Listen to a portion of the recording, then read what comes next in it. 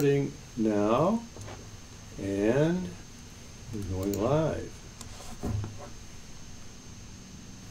Welcome to the Formed Book Club. The screen, there you go. This is a supplemental video in our discussion of our first book, which is Jesus of Nazareth by Joseph Ratzinger, Volume 2, Holy Week. And I've got with me today some wonderful guests. Mark Brumley here from Ignatius Press. He and I will be here fairly frequently, but we also have Mark Middendorf and Matt Meeks, two M&Ms. So if you like M&Ms, even if it's during Lent, you know, you can have M&Ms. As sweet as candy. Matt, what do you do at Formed Augustine Institute? Yeah, I'm the Chief Marketing Officer for the Augustine Institute and Interim Product Manager for Formed. And Mark Middendorf? Executive Vice President and working on more on the sales side of the organization. But we're all part of this effort to try and help you read good books, more of them, and get more out of them. And that's why we've begun this Formed Book Club. And of course it's Lent, and for Lent we've taken this book, which I'll show you on the screen right here. Pope Benedict, Jesus of Nazareth, Volume 2. We're not quite halfway through Lent yet. We're making this broadcast on March 28th. Next Sunday will be Liturgy Sunday, which marks the midpoint of Lent. That's why we rejoice. It's half over. And there's still time to purchase this book. Go to your formed.org, go to the marketplace, and you can pick up this book. And that will allow you to take a more active part in these discussions we're going to have. You can also get the study guide. I'm going to plug the study guide. So Tim graded the introduction, and I wrote part of it, and a number of other people contributed. So this is a handy tool when you're reading the book. And we're going to discuss chapter 4 and 5 and give you a little recap of chapters 1, 2, and 3 in just a moment. But I want to make an announcement on this live broadcast, and that is we're in the process of enhancing the Formed Book Club site to allow you, the readers, viewers, listeners, to participate more actively in the discussions. And I'm going to demonstrate to you now what that site is going to look like and how it's going to work. This is the Microsoft community site. And if you want to start a discussion, make a comment, or ask a question, you look for the product you're interested in. Here, Microsoft Windows, I will take it as an example. And this is where the Formed Book Club forum will start. In Microsoft, you pick first the version of Windows, say Windows 10, and then you pick the topic you're interested in, let's say devices and drivers, that filters the various posts, and then you can look at a post. Here's a post. It has a clear title or description. You click on it,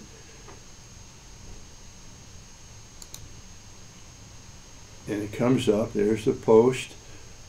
It's been replied to. Someone replied. And you, the person who made the post, if you've asked a question, you can look at the reply and you can select whether it answered your question or solved your problem, yes or no. That's a good feature. Likewise, if you want to participate, they give you two choices. One, you can ask a question, or two, you can start a discussion. So let's say you want to ask a question, then you ask the question and you post it. Or if you decide you really want to make a comment or start a discussion, you do that. So that's basically how the Microsoft community site works. And I use that as a model for the Formed Book Club site. So let's go take a look at the Formed site. How do you get to it? You go to formed.org, that's your home page, and then you click on Community. Once you've got to Community, you have a little stripe here, a little panel for the Lenten Book Club, which is really the formed book club, which happens to be taking place right now during Lent. And you say, well, I want to join the discussion. I want to either ask a question or want to make a comment. So you click join the discussion and you get a warning sign. That's there only temporarily. Why? Because our formed book club forum is under construction and you will not be able to actively add a comment or ask a question yet. You can only look at what's there. So it's called read only at the moment. So here's a little warning sign which I made. Be careful. Don't try to post anything. Don't call customer service because there's nothing wrong. It's just not quite ready yet. And you click continue, and now you're going to see that's what it's going to look like when you first come to it. And you'll see that there's general comments here, and then there's site feedback, and then there's this particular book, which is right now the only book we have, and it's got each chapter under there, plus a general category if you want to ask a question generally about the book. But this box up here will work like the Microsoft box. You'll have a series of books here eventually, and you can click on the book you're interested in. And then within that, this will say chapters, and you click down on that, and you can go to chapter 3, let's say. Now there's only one post in chapter 3, and it's from me. But if you click on that post, you can read what it's about. And there's a link to a video here. And if you click on that, you'll go to the video, which is my reply or my post about this topic. Now, another little feature here is that you can check a tag within the site. You can look at all the posts that were created by the hosts, Joseph Pierce or myself, or an author, a guest we have. And also there'll be some other tags. One tag will be a comment tag and one will be a question tag. So if you want to look at comments or look at questions, you can do that. And it's partly for me. I want to go through the site, frequently and see what questions have been asked so that Joseph Pierce and I can hopefully answer those questions. So,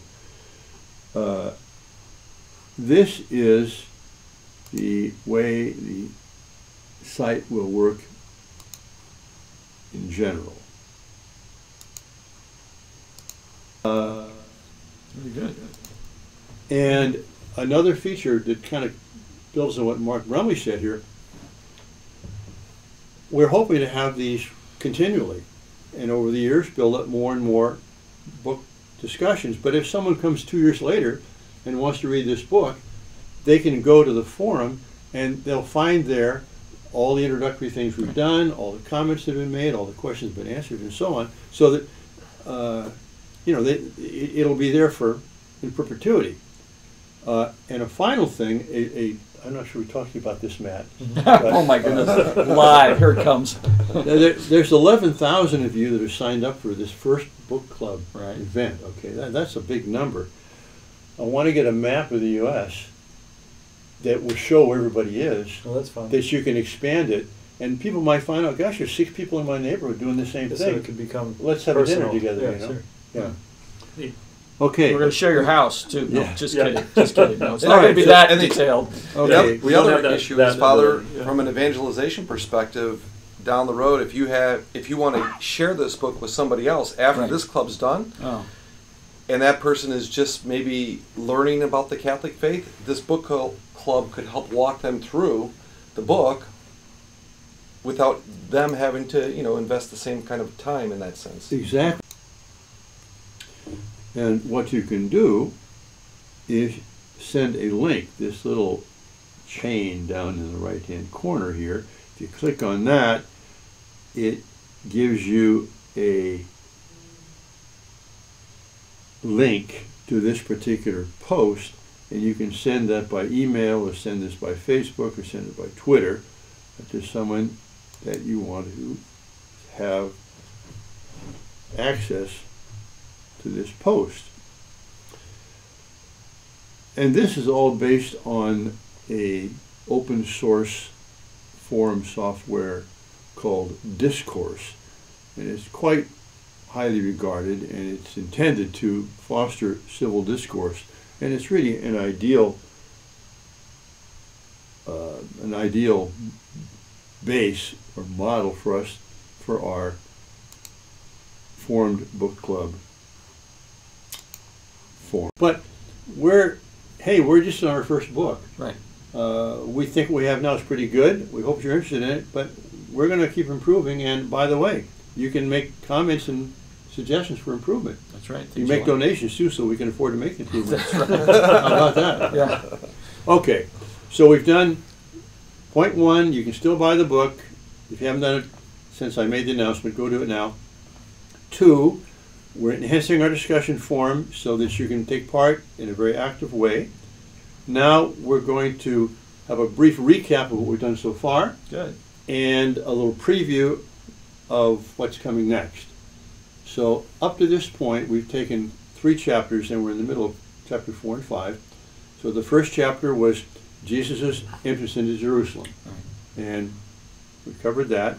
Second chapter was this eschatological discourse. Eschatological means about the last things, the last times. And then the third chapter was on the washing of the feet. So we've done that. Anything you want to say about those chapters, anybody? Matt read the book a year ago, so he's kind of, we're jogging his memory. That's true. Father, do you want to quiz him on something? Oh my goodness. Page 62. Tell us. Who's the author? Yeah. I think we're good on those. Okay. So let's go into chapter 4, Sure. and probably Mark, you and I will probably say We can most take things, the but lead we here. can take questions from Sure. the rest of the audience here. I want to give an example from chapter 4 of what Ratzinger Benedict does. That is to say, he always reads the New Testament in the context of the Old. And again, he'll point out how Jesus was aware of the Old Testament. Right. You know, his word, he's the word that was revealed through the Old Testament. And he just didn't come as an aerolith, a stone out of heaven. He came as part of a family, part of a history, you know, part of a tradition. And so everything he does is in continuity with what's gone before, and it's a surprising fulfillment and a super fulfillment, a transcendent of what he's done before. So here's an example. The high priestly prayer. You remember in the high priestly prayer, you know, Jesus consecrates himself, consecrates his apostles, and consecrates the world. And Ratzinger points out how this is an exact parallel with the most important feast in the Jewish liturgical year, Yom Kippur, or the Day of Atonement, in which the priests would first sanctify themselves, and then their fellow priests, and then the people.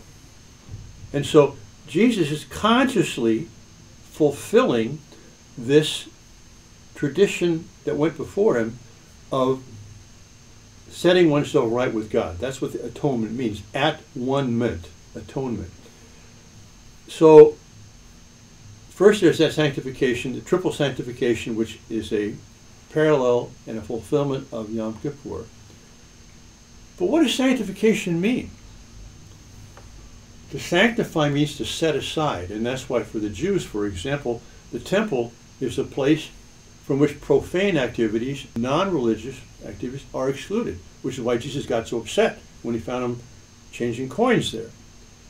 And then even then, you got a temple of the court of the Gentiles, further in, court of the Jews, court of the men, court of the priests, and then only the high priest once a year, and the Holy of Holies. So something which is sanctified is set apart for God.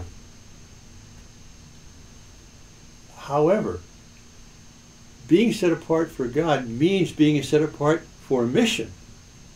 It's like God, the Father sanctifies the Son, sets him apart, and sends him for us.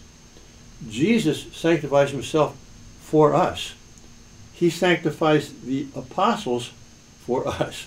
So sanctification and mission go together. By the way, I'm not making this up. This is in the book. I just want to kind of emphasize it because we know where you got it from. Yeah. So.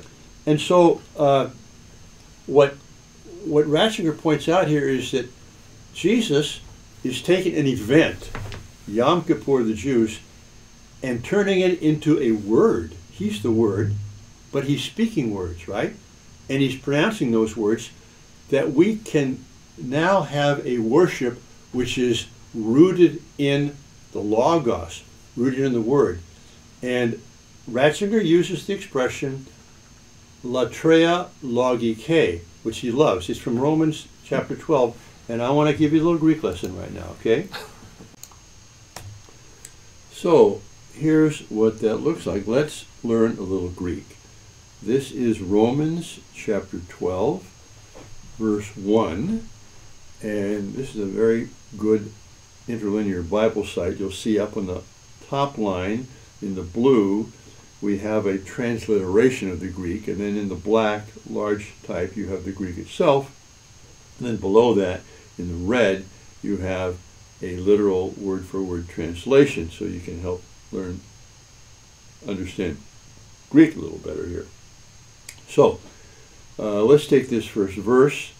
Parkalo unhumas, I exhort therefore you, adelphoi, brothers, dia toin oitirmon tu theou, through the compassions of God, parastenai ta somata humon, to present the bodies of you, your bodies, thusian zosan, sacrifice living, hagian to theou, holy to God, eoaristan, well pleasing. And here is what we're interested in. Tain logikein latrean, the reasonable service or worship. Now, here's the little Greek lesson. This first letter is a lambda. It's pronounced like an L, so that's not like what English has for L, so you have to learn that one. What does that look like? Well, looks like an O, right? It's an omicron.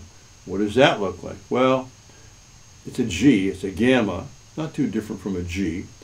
There's a I, which is an iota in Greek, K, kappa. That's a new one you have to learn. It's an eta, it's a long E. And then there's your nu. So logikein, it comes from the Greek word logos, which means word or reason. And we know that Jesus, the Son of God, is the Logos made flesh. So logikein means logical, it means reasonable, it means according to the Logos. Then comes this word latrean. There's your lambda again, you know that sounds like an L. There's an alpha, it looks like an A. There's a tau, looks like a T. There's a rho, does not look like an R, but it's pronounced R, so that one you have to learn. There's an epsilon, which looks like an E. There's an iota, we've seen that, looks like an I. There's the alpha again, and there's the nu again. So latreon. Logikein latreon means reasonable worship, but more profoundly, as Ratzinger mentions many times in his writings, it means worship which is according to the Logos, according to the Word, according to what Jesus has taught us. So, repeat it on your own now. Read my lips. Of course, you can't read my lips. Logikein latreon. It's actually the accusative case. It's an object, a direct object. It would be logike latreia if it was in the nominative. But that is a worship which is according to the law.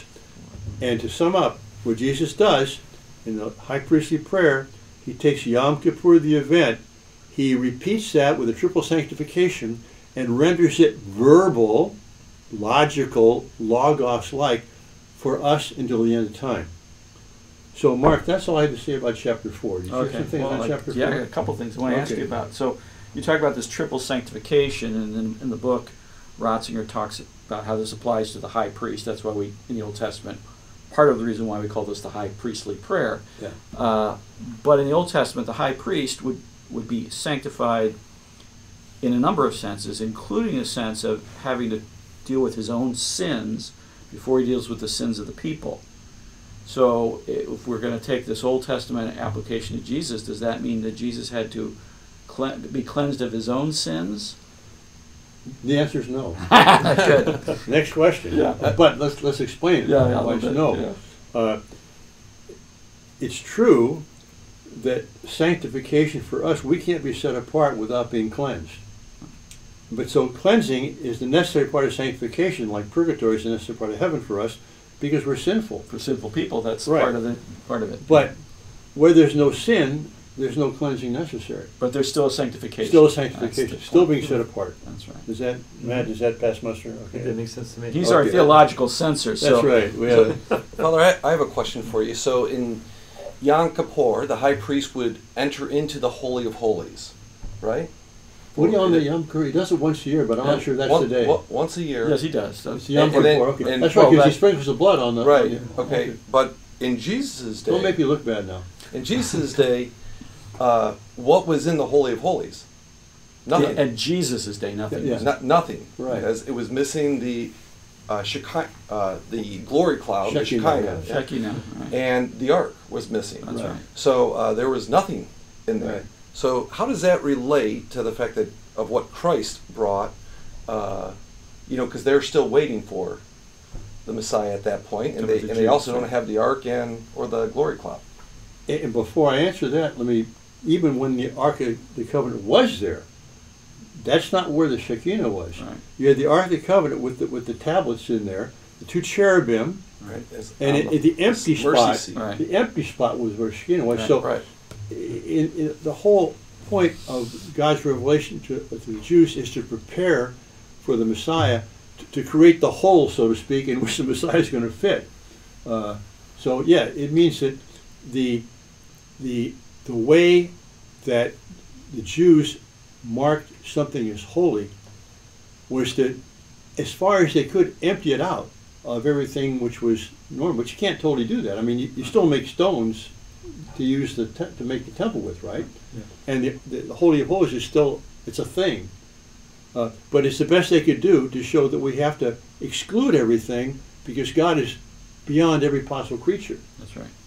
But the emptiness, the real absence, we could call it, was created through revelation to the Jews to prepare for the real presence. Is that what you're trying to get at? Yeah, and just the other thought that kind of came to my mind was, because we just celebrated part of it with the Annunciation, Right.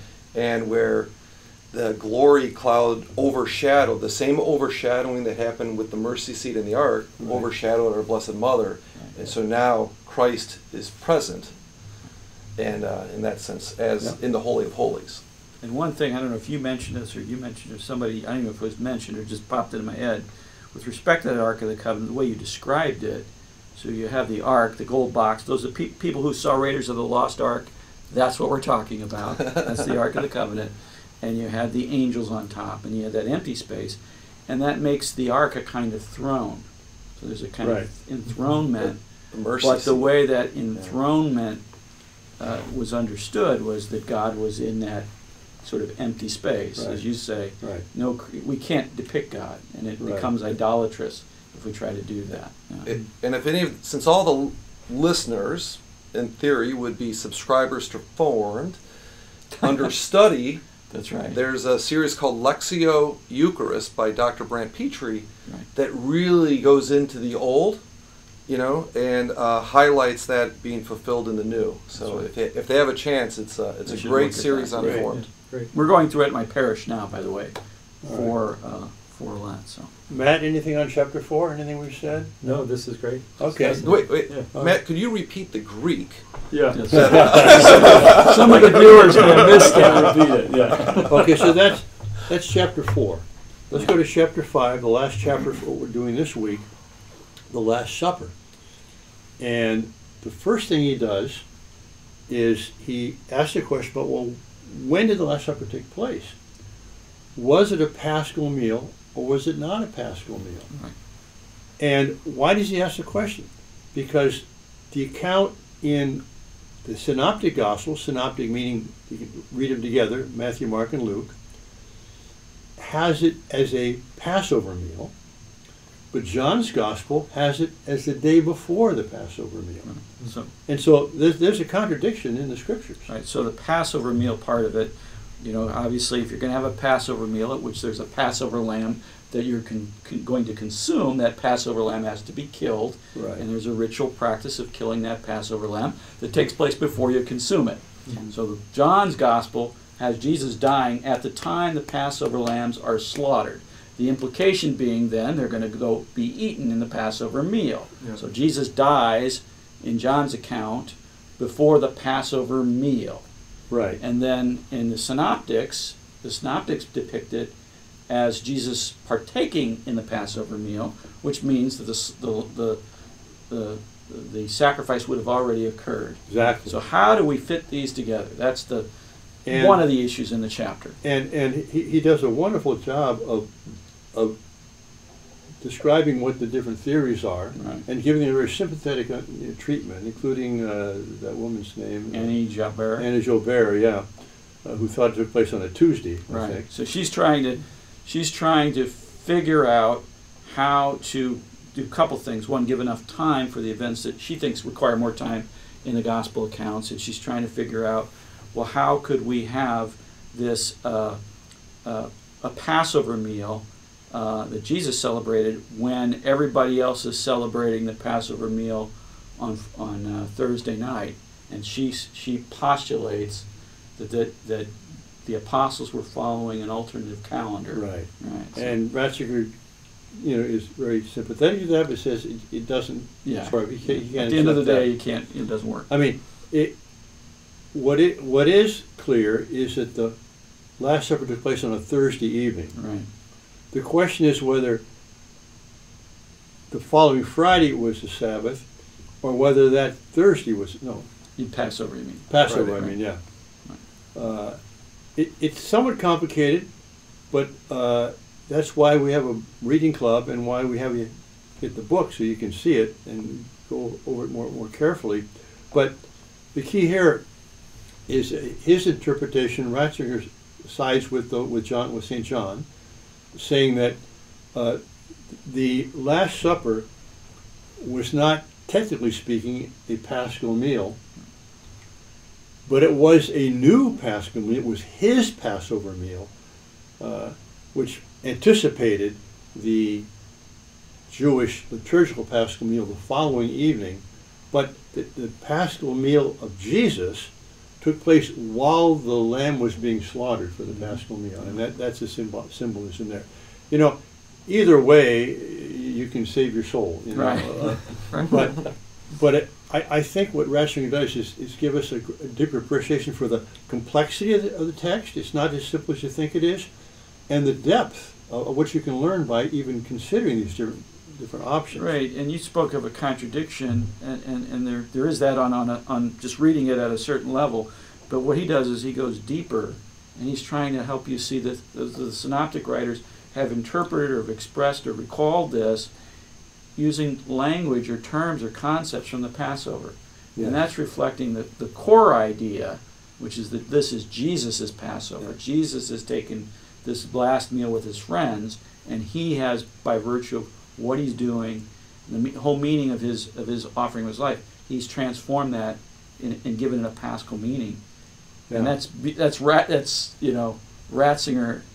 Now he said that very well. You know something? Ratzinger says it even better. He does it better. Well, to the extent I said it well at all, that's where I got it from. So. Yeah. But that's right. One reason we're trying to have the discussion is to help you go back to the book and appreciate it more. I mean, I'm reading the book for the third or fourth time. It's Lent.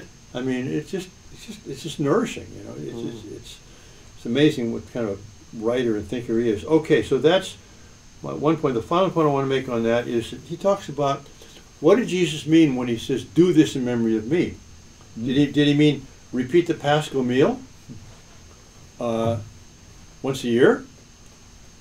Did he mean repeat the praise that we're having here, because it was a baraka, it was a service of praise. And Ratzinger says, no, what Jesus wants us to repeat is what he actually was accomplishing there, which is self-giving of himself to us in his flesh and blood for our food, for our nourishment, not once a year, and not even with a meal. That is to say, this took place during a meal, but it was soon separated from the meal by the early church. It was celebrated in the morning rather than the evening. And even in the New Testament, we find it was moved to Sunday rather than to Thursday. So, and Ratzinger points out, it was never referred to as a meal until Martin Luther, till the 16th century. It was always referred to as the Eucharist, as the Liturgy of the Eucharist, the sacrifice of the Mass, and so on. So the point there is that we want to have fellowship, but this is a sacred banquet. It's not like another meal. And the primary thing is not that it's a meal where we get together and eat natural food, but where we unite ourselves with Jesus as bride to the bridegroom in the wedding chamber. And therefore, to try and make it look like a meal is mistaken. What Jesus says, do in memory of me, is to accept him as our life, as our nourishment, as our food, and to do it at least once a week, Sunday, but if possible more, and even every day. So that was all I had on chapter 5. Mark, did you have? Well, I mean, that last point brought something to mind. I think he emphasizes, quoting a number of scholars, that the Eucharist in the liturgy of the Mass is not a commemoration of the Last Supper as such. Obviously, it derives from it. Right. So that by virtue of that, there's a certain commemorative element. But we're not repeating the Last Supper every time we go to Mass. But we are tying into what's at the core of that, which is that sacrificial self-giving of Jesus to us in his body and blood. And that affects a lot about how, in terms of how people think about liturgical matters today. Yeah, that's what Ratzinger said, and that's what I was trying to say. Oh, thank you. We're done now. Thank you, Mark, for making it clear. Okay, so my last thing I want to mention to you folks is this, and I got a little ticker tape that hopefully will go up on here. It's moving, okay. There we go. We're going to have another one of these live events, God willing. They say Deo Volente is the famous phrase, with God willing, on April 11th, same time. We're going to review chapters 6 and 7. If there's any questions, we'll try and respond to those. And so go to formed.org or www.ignatius.com, and you'll be able to participate in the live event. So thank you very much. I'm happy that you've joined us, and thanks to my guests, and gentlemen, God bless you all. Thank you for having us.